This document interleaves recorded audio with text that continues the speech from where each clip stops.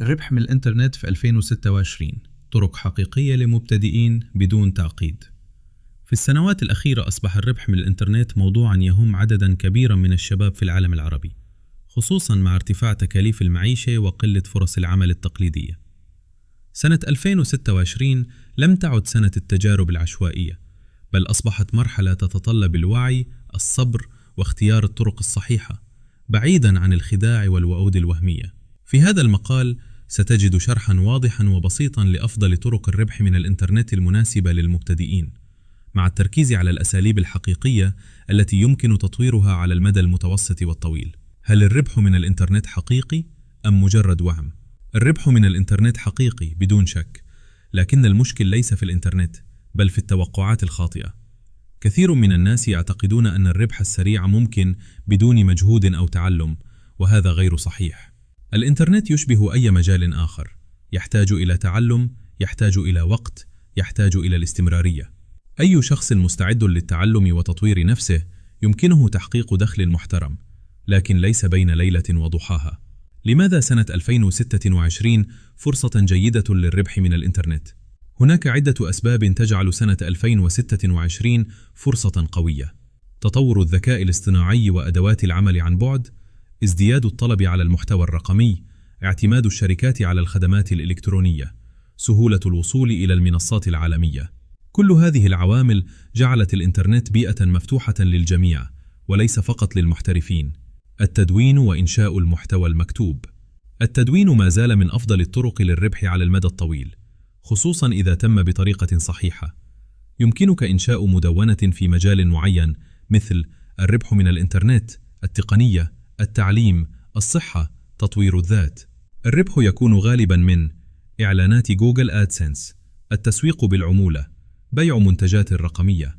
النجاح في التدوين يتطلب محتوى أصلي مفيد ومنتظم، مع احترام سياسات محركات البحث والإعلانات. الربح من يوتيوب بدون الظهور بالوجه. اليوتيوب لم يعد يتطلب الظهور أمام الكاميرا. يمكن إنشاء قنوات تعتمد على الشرح الصوتي، الصور، الفيديوهات التعليمية، المحتوى التوضيحي. الربح يكون من الإعلانات، الرعايات، أو الترويج لمنتجات رقمية. المهم هو اختيار فكرة مطلوبة وتقديم محتوى يحل مشاكل حقيقية. العمل الحر عبر الإنترنت. العمل الحر من أكثر الطرق استقراراً للمبتدئين، خصوصاً لمن يملك مهارة واحدة على الأقل. من المهارات المطلوبة: الكتابة، الترجمة، التصميم، إدارة الصفحات، إدخال البيانات، الدعم الفني. العمل يتم عبر منصات معروفة ويعتمد على بناء سمعة جيدة وجودة العمل. التسويق بالعمولة. التسويق بالعمولة يعني الترويج لمنتجات أو خدمات مقابل عمولة على كل عملية بيع. يمكن العمل فيه عبر المدونات، اليوتيوب، وسائل التواصل الاجتماعي. الميزة في هذا المجال أنك لا تحتاج إلى منتج خاص بك، لكن تحتاج إلى الصدق واختيار منتجات حقيقية وموثوقة. بيع المنتجات الرقمية. المنتجات الرقمية مثل الكتب الإلكترونية، الدورات التعليمية، القوالب، الملفات الجاهزة. هذا النوع من الربح ممتاز لأنه لا يحتاج إلى شحن أو تخزين، ويمكن بيعه أكثر من مرة بنفس المجهود. أخطاء يجب تجنبها عند البدء.